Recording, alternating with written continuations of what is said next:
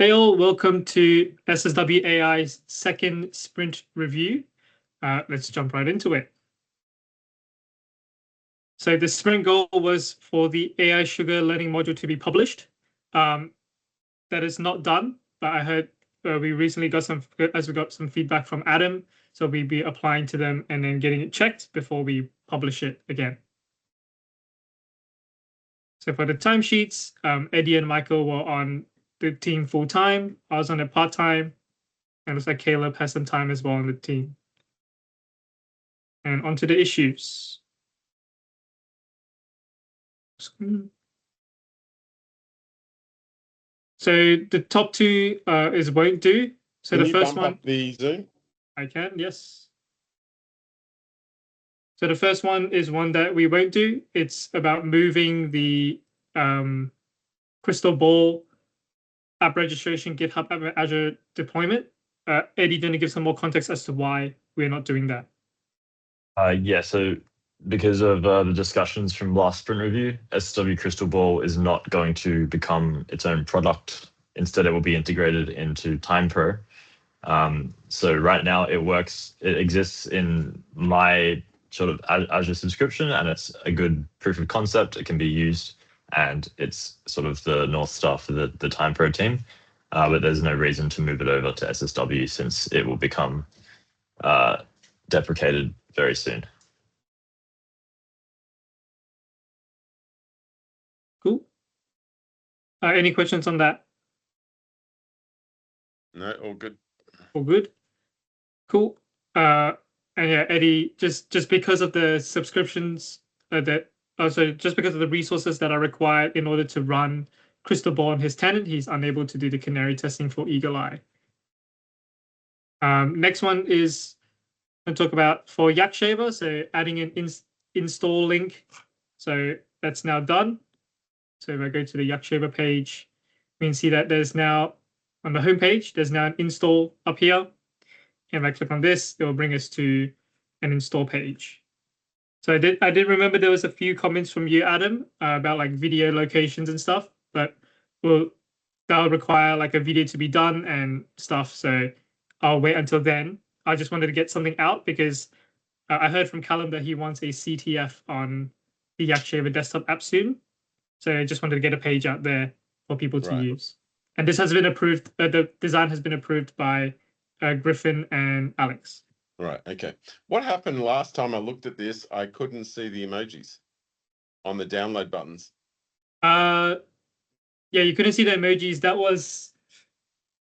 I think that was just an issue. I was in the middle of changing stuff, and AI must have broken them. I don't know, but it feels like the buttons are too small. Not just the buttons, but when I go to other sites, I feel like the Windows button and the Mac button and the Teams emoji is bigger. I'm not sure if they're on the button or where they are, but I'm almost certain when I go to other things, I see it very clearly. That just seems super subtle. Okay. This year we can try to increase the size. I'll look at other websites and see how they do it. Right. Okay. Also, I'll just tell you the alignment between the two columns of points there. You got 6 points. It just feels squished. Yeah, weird. You're right. And I don't want it to be perfect either, because then it will seem like 3 of those points are for the Mac and 3 are for Windows. Maybe those 2 buttons should be underneath each other in the center. Yeah, it feels. Really, it should just detect what OS you're on based on your browser profile. Well, yes, but I still think that the 2 buttons should be in the center and underneath each other. Okay. Yeah. All right. Good. Cool. By the way, what are you going to do when there's a third one and there's the browser extension? So then we'll need to decide on which one we want to prioritize, like which one we want to get people to look back at the UI and say, what are you going to do when there's the browser extension? So the Can I use the browser extension with the desktop app? Can it just kick open the desktop app? Not at the moment. But can we make it so that's what it does? Yeah, we can. So I did talk about that actually with Alex and Griffin, and the thing they brought up was if you're gonna have so many download options, the next thing will be to kind of prioritize which one you want the user to look at first. So it will probably be one particular download as the top, and then at the bottom will be the other options like Teams or desktop app or whatever we prioritize less than the main option. Okay. All right. Let's keep going. Yep. Ooh, the next one I want to mention is the improvements to Kogan Claw by Michael. So Michael, do you want to explain what improvements you've done? So the main improvement to Code and Claw is that it can now see events from personal calendars. So if you Pause. invite, Oh yeah, that's good. Sorry, I thought he wasn't going to show anything. But do you have an image of what it's now doing? So Mike, you should direct Lewis because you're in charge of this. Lewis, open the PBI, scroll down to my image. Right. I'll include a image next time. I did not have one for this. Okay.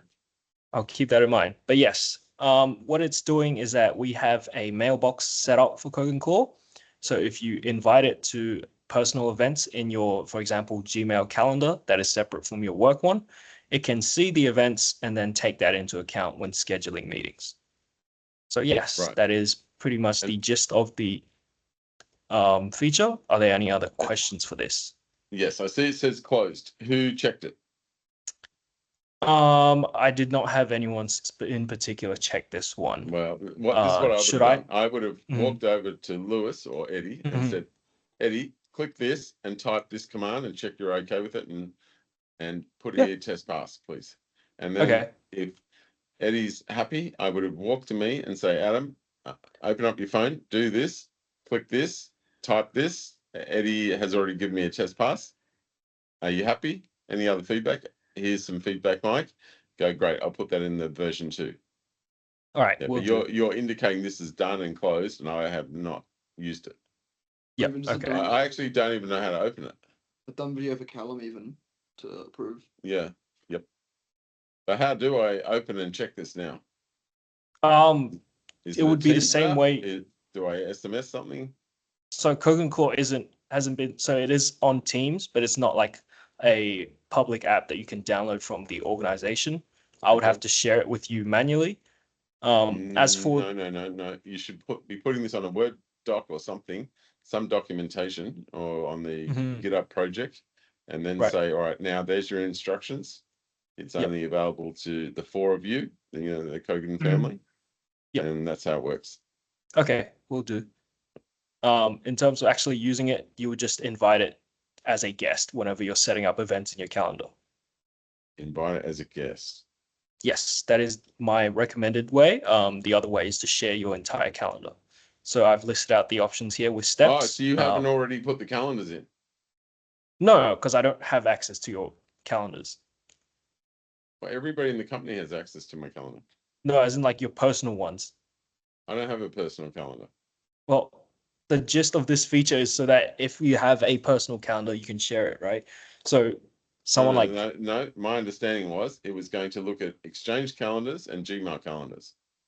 Right, but the Gmail calendars need to be shared, Adam. Of course, I get that. Yeah. But I'm just talking about my own, I'm just talking about how to test it. Right now, I just want to test it with my own calendar. So you would follow one of these steps with your Gmail calendar. You would either invite it to I don't have a individual Gmail calendar. I'm only talking about my calendar. I understand that it reads 4 calendars. But the first pieces of value is to check I'm using it, Anastasia can use it, then even Ruby, right? Yep.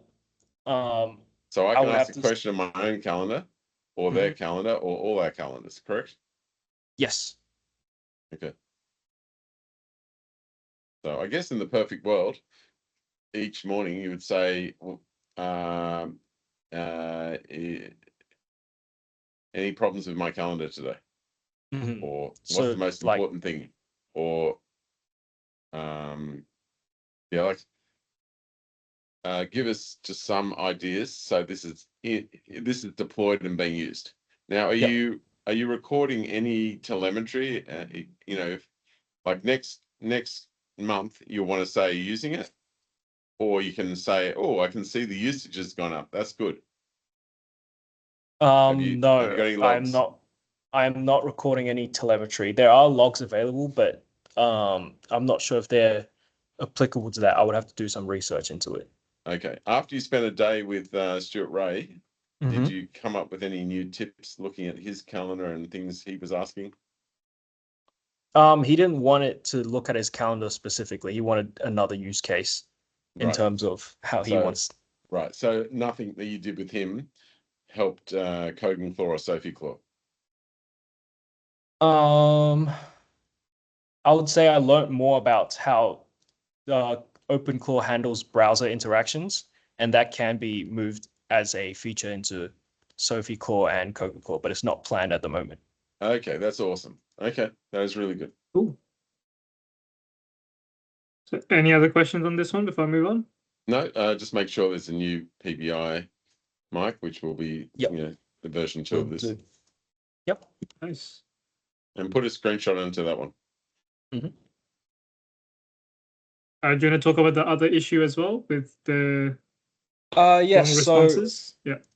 Basically, the original issue that Luke Mao pointed out was that the response was too long. So I tried directly prompting OpenClaw to make it more concise, and at first it seemed to work, but the responses were inconsistent and also varied in quality.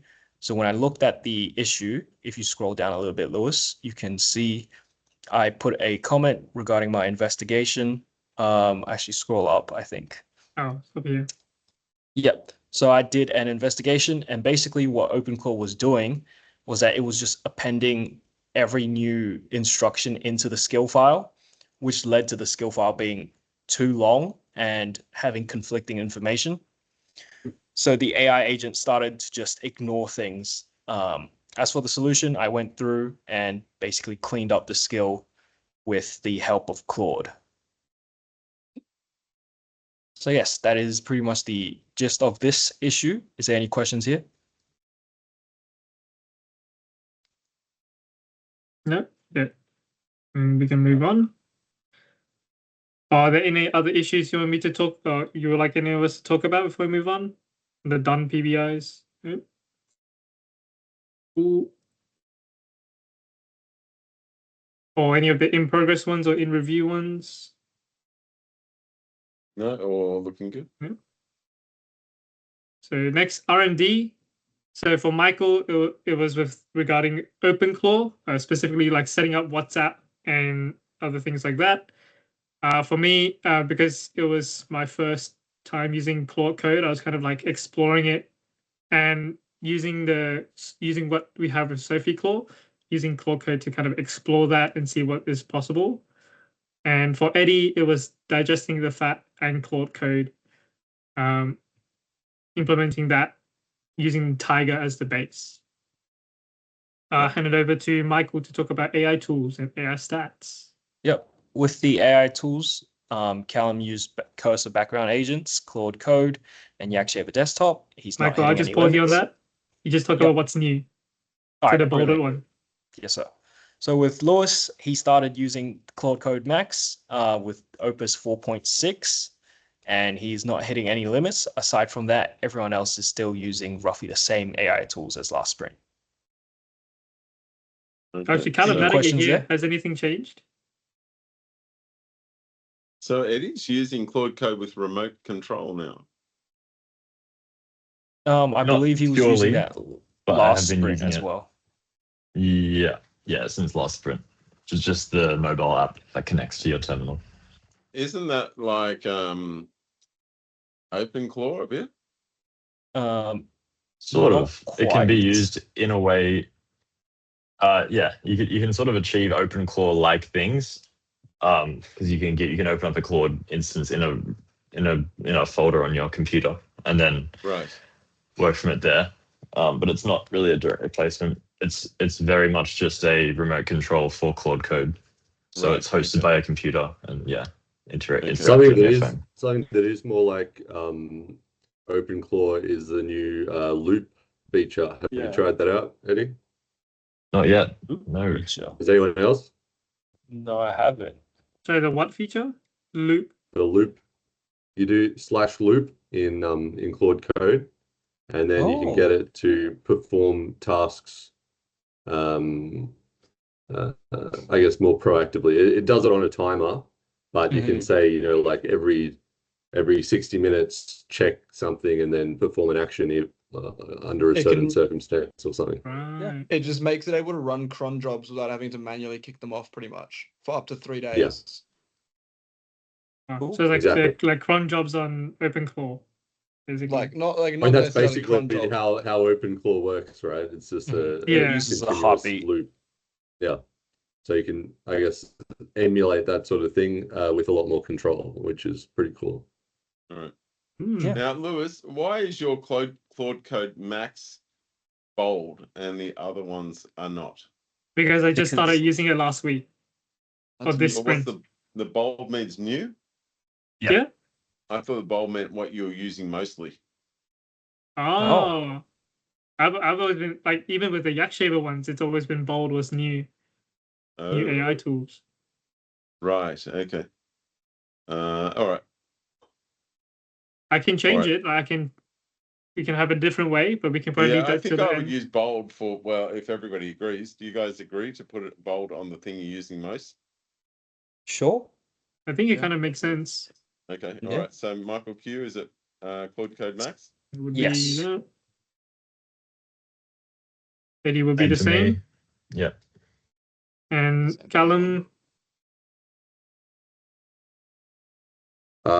Yeah, I guess if we're talking about remote control and stuff like that, then we should mention that for me as well. So Claude Code Max with remote control plus Claude Opus 4.6, you can put me down for that too.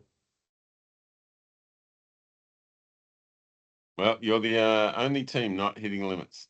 Very, very good. They're also the only team all on max plans. Yes. Yeah, that's pretty amazing, isn't it?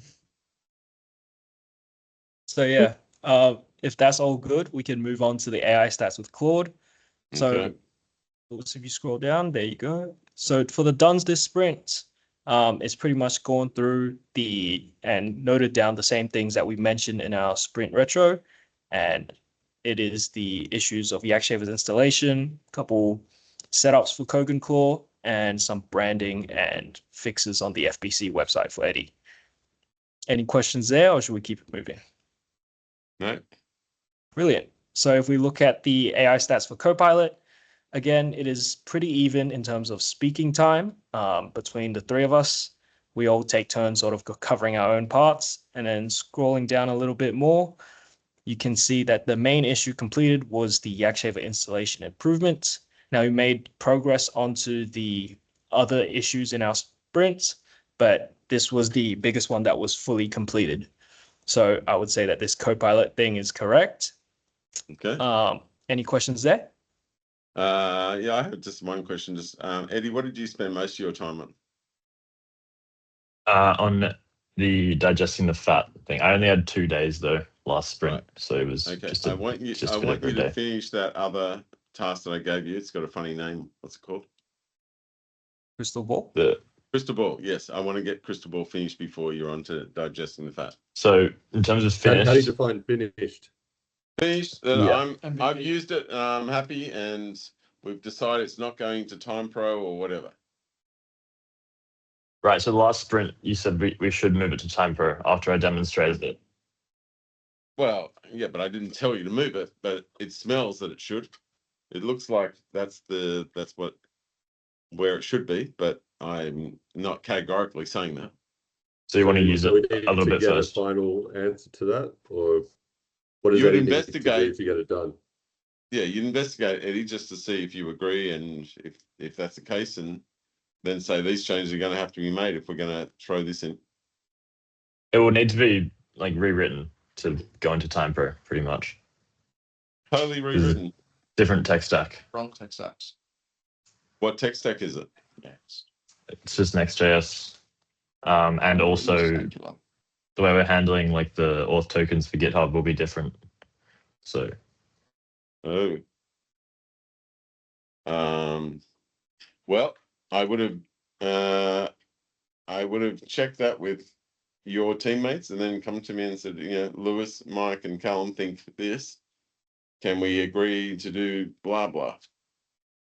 Yeah, rather than just decide to move on to a new task. Okay.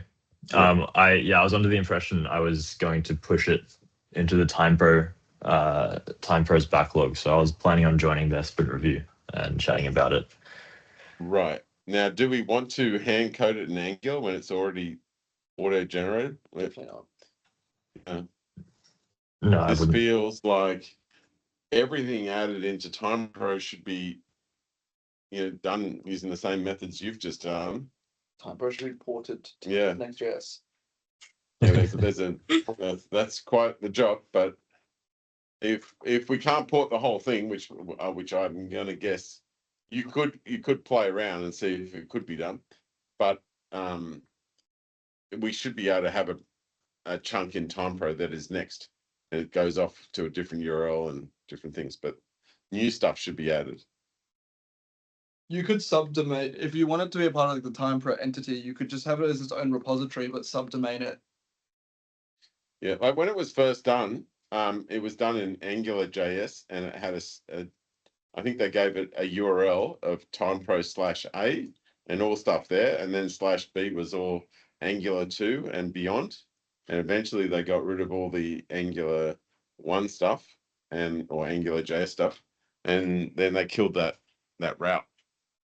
I think we should park this and come back at the end and actually have a proper conclusion for this. Right. Yes, Sure. that would be good. Agreed. Yeah.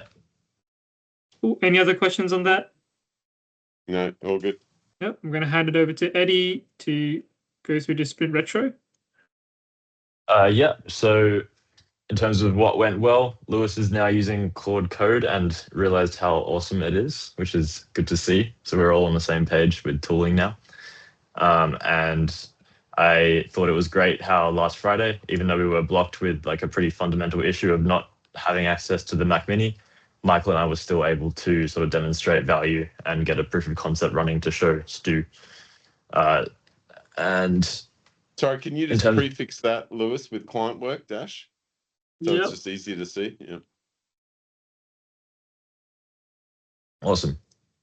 In terms of what didn't go well, I've been meaning to get some time with Adam for working on the APA Summit talk, but it should just be a matter of adapting his existing talk. So that sort of carries on to what needs to improve. This sprint, I will try to book out some time. I'll try to grab you on Thursday when I'm in, and also work on the talk today and show you the progress on Thursday. Well, Eddie, if you can only talk to me when I'm in, then you should come into the office. Yeah, I'll grab you today as well. I just need to make the changes and then get you to check. Okay. Yeah, and then we can look at the surge, the SSW Tiger report now as well. Eddie, let's leave that to the end. We still got planning. Oh, sure. All right, let's look at planning. Any questions on the retro? Any points you guys want to add? No, it looks good. No? Cool. Let's jump right into the planning. So for sprint number 3, so the sprint goal will stay the same of getting the AI sugar learning module published. And scrolling down here to the issues, so we have a few of the same ones here. We got so the crystal ball one, I guess this will need to be refined based on our upcoming conversation. Some fixes to the AI receptionist that Levi has reported, and a few more here. And adding Sophie for Sophie Claw, adding MCP service. At the moment, it doesn't have access to those, and is keeping a version control, so we have a source of truth for the files and keeping a track of the history with regards to the markdown files. Any questions on these? Could you bold the ones that have to do with the sprint goal, please? Yes. Here we go.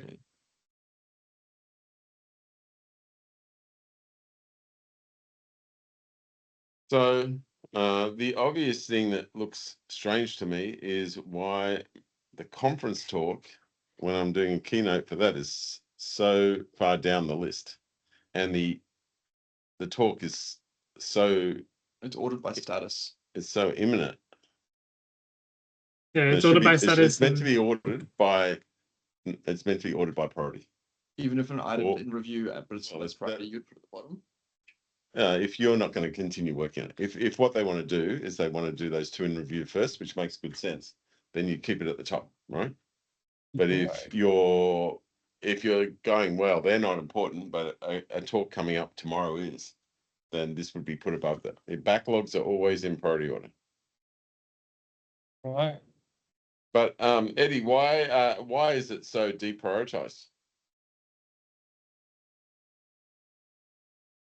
You're on mute.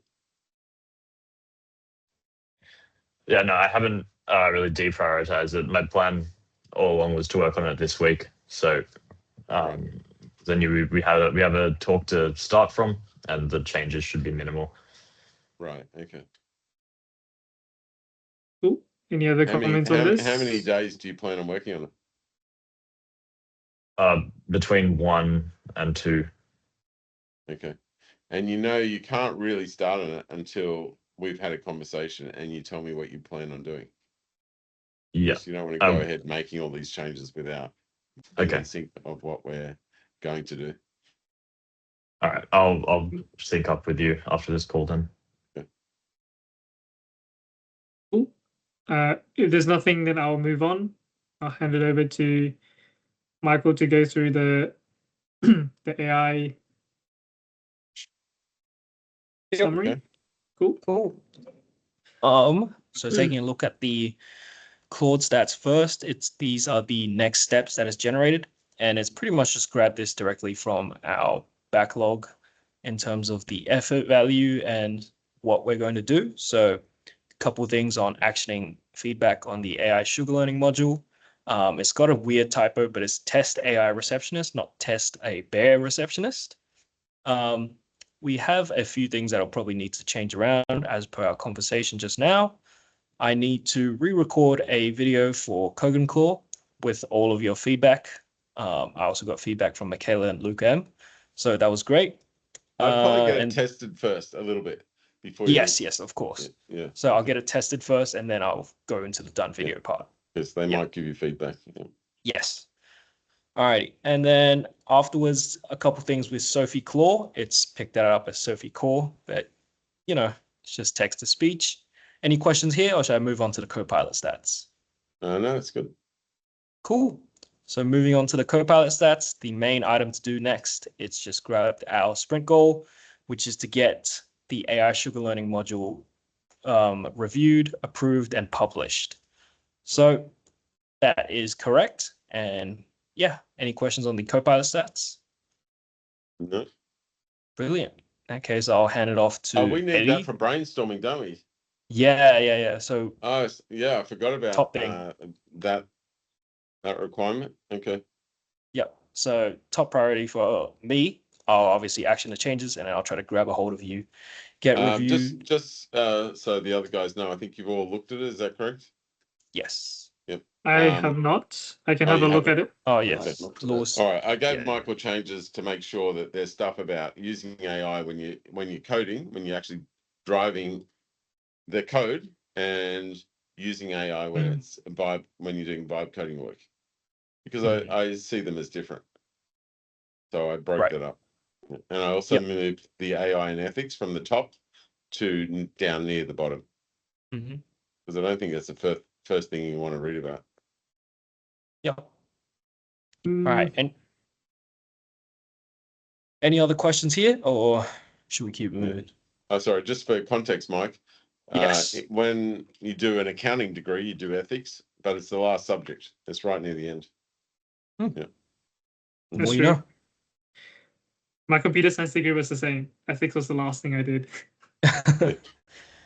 In that case, I'll hand it off to Eddie to jump through the Claude stats and show off what's interesting. Awesome. Just take over screen share here. So we had pretty nice even speaking time with Lewis, the kind of meeting facilitator, and Mike and I speaking when we needed to. If I hover over the insights here, we've got some interesting X-rays here. If I scroll down, we've got some opportunities. So the tiger approach with the digesting the fat looks super promising, and Michael's Kogan claw mailbox pattern could potentially be reusable for other open claw implementations, which is great. And in terms of the trends, we've got the same sprint goal carried over. It's picked that up, and it's picked up some predictions as well. So it thinks the sugar learning module will not complete in sprint 3, but we're going to need to really push that because of brainstorming. Defy the prediction there. Sophie Claw will take longer due to deployment strategy gaps, which I think is a reasonable prediction because we don't have a plan there, but we have created a spike PBI on how deployment will work. And then digesting the fat will produce a done video this sprint. It's confident that we will, but I think we're going to defy that one because I'll be working on other stuff with my capacity this week. How much time do you need for the digesting the fat video? Probably half a day. Right. And are you working full time on this sprint? No, I've got a spec review tomorrow and the next day, and then I've got client with Michael on Friday. So it's just today and Thursday, really. Right. Okay. I see. Yeah. Any questions, or did you want to look at any other parts of this report? No, but I think knowing the difficulty of getting those things done and needing me, I probably would have messaged on Friday or yesterday or first thing this morning. Hey, I need your time this morning for this. I need to know what's going on this PowerPoint or whatever. Okay. I'll make sure to, I'll try to get you after this call. Sure. All right. I'll switch There's back nothing to else. Lewis. Yep. So that's it for the meeting today. Thank you for joining. This will be on the SSW.AI YouTube channel. Thanks for joining. I'll see you next week. See you, Bye Lewis. all. Thanks, everyone. Thank you.